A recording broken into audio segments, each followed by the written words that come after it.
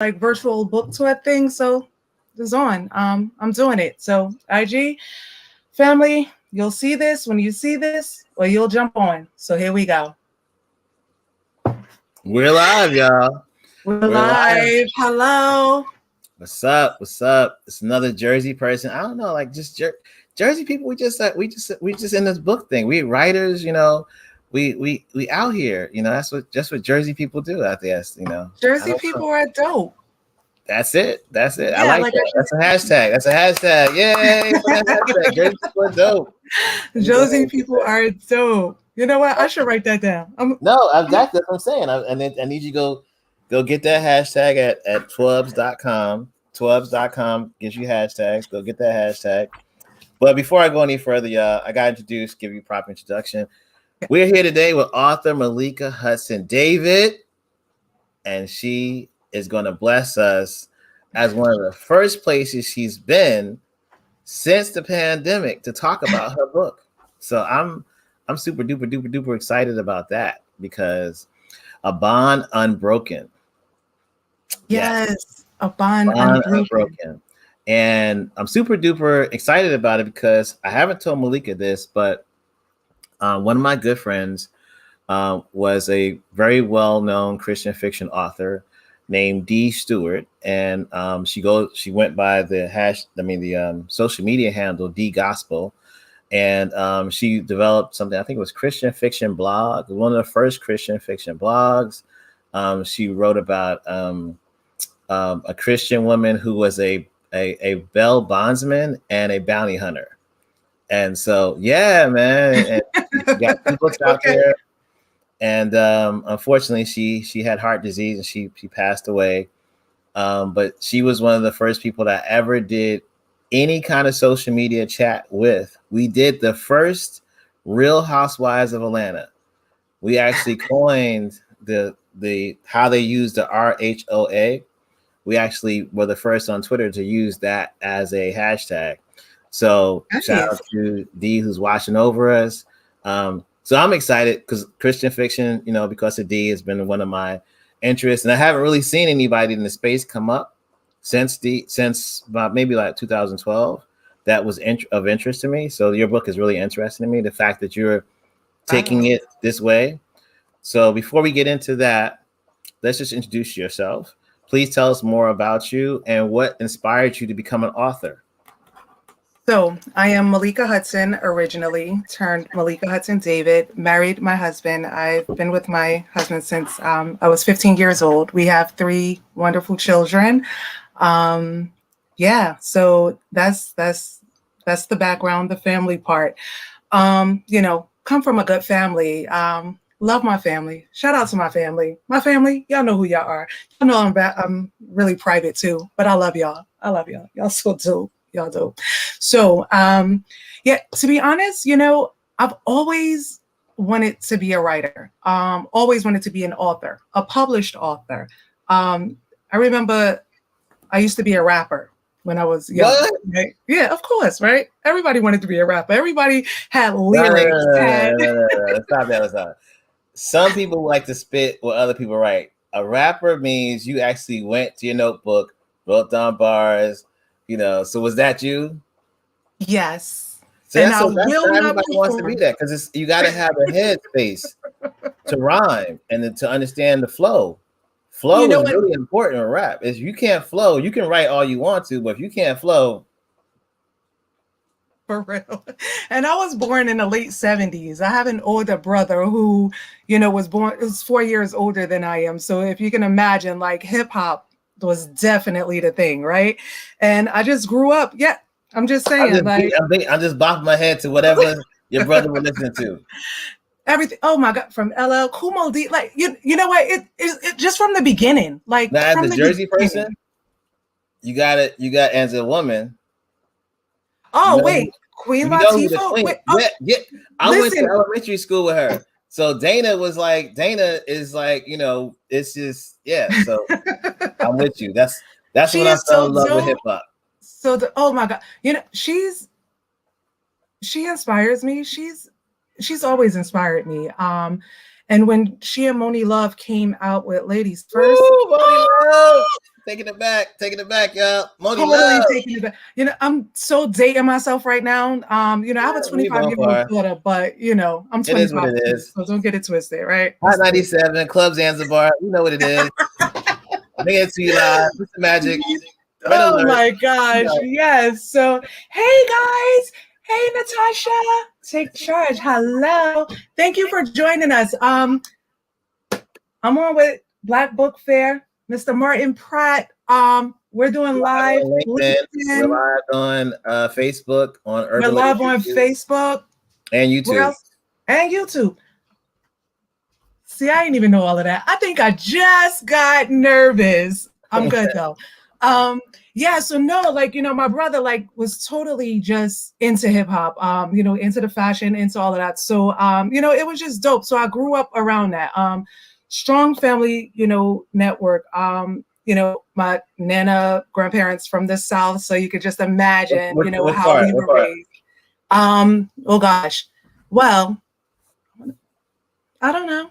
Okay. I know, but to be fair, I need to go back to my family book I got you. to get the lineage, right? It wasn't in North Carolina though. Wait, look, my brother live in North Carolina. Okay. Now, wait, we got family all over, to be honest. Okay. I mean, started in upstate New York, like it. I got you. Yeah, the same with us. These parts. It's just interesting. The last two authors I interviewed from Jersey, and both were from North Carolina. Families from my family's from North Carolina. So it's interesting. I'm seeing a connection. Yeah. So you know, I just, you know, well-rounded. You know, 20 years of finance experience. I started off as a teen mom, right? So I told you I was with my husband since I was 15 years old. So I became a teen mom, and I decided not to let society dictate who I was going to be as a teen mom, right? You know, you have all of those statistics. You're not going to graduate high school. You're going to have 15 baby daddies. You know, you're going to be in poverty, you know, all of these different things. So I just wanted to do something different. And the rapping and just fellowshipping with like some like-minded people, like, you know, kind of started, well, my brother just being in a home with that, but then just the flow and having the energy to just do something positive. So that rapping kind of took, you know, a little down, you know, spiral, whatever, but I was very heavy into like poetry. I love poems. I just love words. I love reading. And although I have like, you know, my history is in finance, English was always like my thing. Finance, my corporate career, I was a teen mom. I had to pave the way. I had to break chains, right? Yeah, exactly. You know, I decided to decide the type of statistic I was going to be, right? Like, I'm going to have some of that baggage, but I'm not going to have all of the baggage. So at the end of the day, whoever's listening, like, you always have a choice. It might take hard work, a little more grit, but you can do it because people have done it, right? So to the book though, yeah, this has been a dream for me, burning since young. Again, I revert back to being a teenage mom because I did what I had to do in order to get to this place in life right now where I can choose to do what I want to do, right? Again, a lot of hard work, not easy. But the epiphany for me was when my daughter walked across the stage, Rutgers, right? Whoa! She got a degree in criminal justice and psychology, right? I said, listen, we just did that. we did that. That's us, right? Because I'm a teenage mom. Like, I just showed you that I did break the chain, right? My daughter didn't repeat the same thing that I did. You know, she's continuing her education. She has a part-time job. She has her fun. Like, she travels. Like, she dope, y'all. She's so dope. Like, I live vicariously through her because I couldn't have that life. So I'm glad that I was able to provide a life for her so that she will be able to sustain and be on her own. And at this point, it was, what about me? What about me? Right? Because as mothers, you know, as wives, as daughters, right? Like, as a woman in general, and this is still Women's Month, right? As a woman, we take care of everyone else. And sometimes, you know, we don't pay as much attention to ourselves as we should. I say, you know what? I'm just blessed. Like, you know, I don't have a lot, but I'm rich, right? My spirit is so rich. My husband's name is Rich, right? So at the end of the day, we rich. I got God in my life, right? He's blessed us. And my husband has allowed me to pursue my passion. And one, being an author, this is it right here, y'all. This is it. If you are an aspiring author and you just been putting yourself to the side, listen, go out and do it. Do something. Start writing. Pick up a pen. Get a notebook. Get a journal. Actually, I had these little mini journals in cute packs, like selling it with the books. Right. You see how I just did that? But right. So you just got to take the time to do what you can do for yourself, especially after you have accomplished certain things that you just set out to accomplish. And, you know, I left my 20-year career, you know, I support teen moms now. I'm an advocate. I do workshops to help teen moms become more self-sufficient and create a better life for them and themselves and their families, right? I partner with a nonprofit to help their caseload so that their teen mothers can thrive and survive and kind of get out of the system,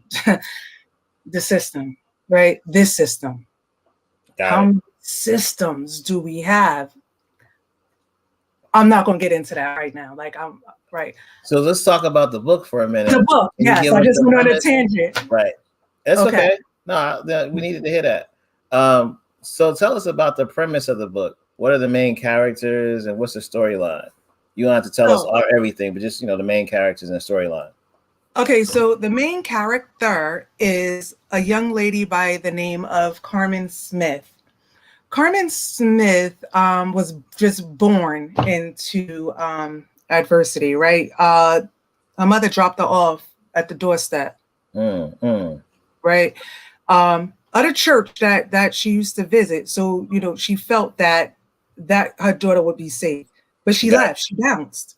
Yeah. And this young lady, you know, the pastor, you know, took her in, but she ended up getting, you know, going into the system. And throughout her journey in the system, like she really experienced some hardness, right? Some things that some of us may never even begin to fathom. And, you know, some of us who have experienced some of those things. So she meets some girls in the process. She has to go into, you know, this group, the girl group, we call it, where they have to do workshops for life skills. Some of them they're all not in there for the same reasons, but the friends that she meets are Vex, Tammy, and Sasha. And throughout the whole journey of the book, these girls just create a bond from being together, learning life skills and sharing things about their backgrounds together. They create this whole bond, and these girls help this young lady on her journey to finding her identity, because she don't know who she is. She knows she looks different. She I don't want to tell too much, but you know, she finds little secrets, you know, within her travels that she never really you know, realized she had in her baggage. You know, right?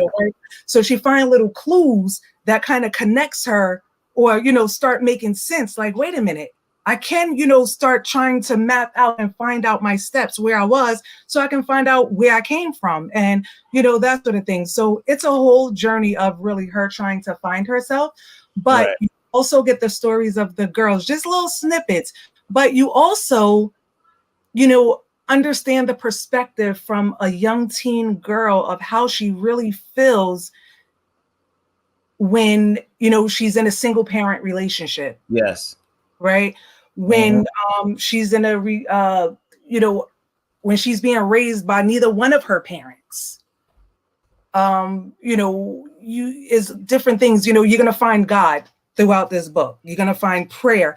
And that's one of my other things, because you know, everybody may not be Christian, or, you know, but listen, we got a higher being, and we're not on this earth for ourselves. I'm just a firm believer that we don't go through things by happenstance. Everything we go through is a test for a testimony, a lesson, so that we can help someone else get through, because we didn't go through it. And sometimes somebody need a shoulder to lean on. Somebody need to hear your story, so that they know, like, all right, the road is hard, but I can get through. Sometimes they just need a mentor, right? And that's where Miss Danny comes in, the workshop facilitator. She gets these girls together, right? She have them thinking outside the box. She has them understanding life skills, things that they wouldn't even understand. Some of my clients, to be honest, these young teen moms don't understand. So you're going to get quite a few things in this book. You're going to get some God. You're going to get that togetherness, that friendship. You're going to get that family love. You're going to get that bond and that connection. You're going to understand these girls' journey and the perseverance that they have to get to the next step to reach their goals. Like, you're going to get that in this book too. So this book is going to inspire. This book is going to uplift. This book is going to pull at your heartstrings. But this book is also going to teach you life lessons. Right. Yeah, no, I appreciate that. And I think that that's something very necessary. Hi, guys. Sorry, multitasking. Okay. This is hilarious. This is cool. So I guess lastly, what I would love to unpack with you is it's a question we ask since MySpace days. We've been asking authors this question. And it's a pretty, simple question, but I think it requires some reflection. What would you tell your 12-year-old self if you could go back and meet yourself at 12? What advice would you give her?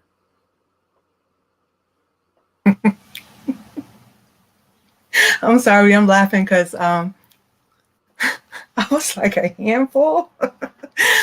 I would We say all were. Like, I definitely was. And I'm Jersey, it's just a lot of things that was available in Jersey that wasn't necessarily available in New York or Pennsylvania or Philadelphia. So this is reflection, but what I would say is slow down, choose your battles.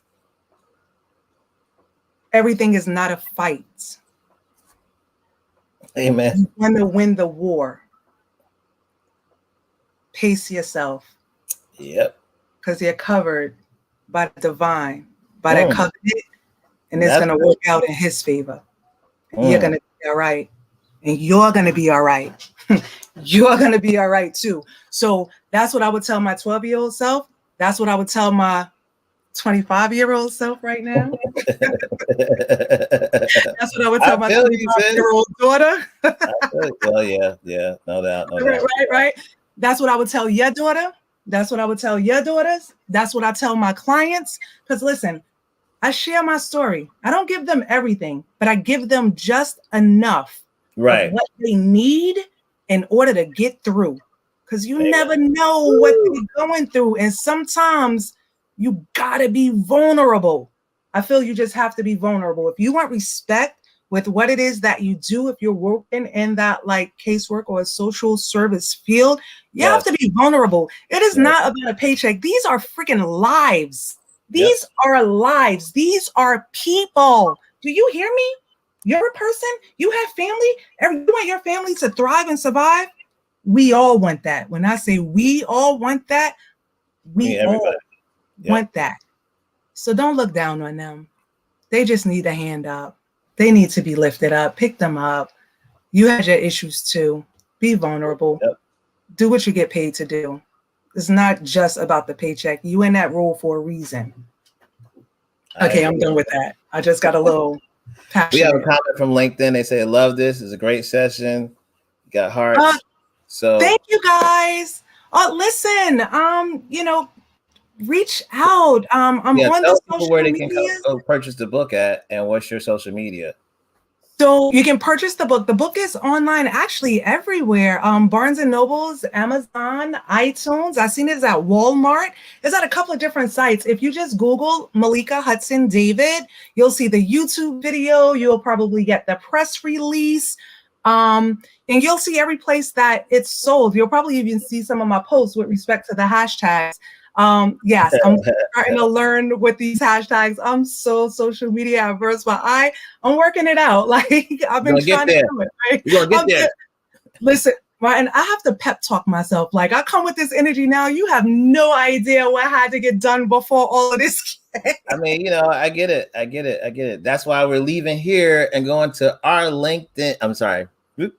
Why are we leaving here and going to our IG, the official Black Book Fair, so they can follow us over on the official Do that. Black Book Follow Fair. us over. Yes. Thank And you, LinkedIn. Thank you, YouTube. Thank you, Facebook. Make sure you follow Malika Hudson David and check out yes, the I'm book. on Instagram. I'm on Facebook. I'm on Twitter. I just got on LinkedIn. I know. I'm on I know you're on Clubhouse. LinkedIn. Clubhouse. Yes, Clubhouse. I'm on Clubhouse. I'm accessible. There you go. All right, y'all. Tune in tomorrow. We're going to be live from Stamford, Connecticut, with the grand opening of the youth center that our business partner Carl Michelle is opening. So stay tuned. Tune in tomorrow. I'll be doing lives all day tomorrow on this platform about the youth center that's going to open tomorrow. See you guys on IG.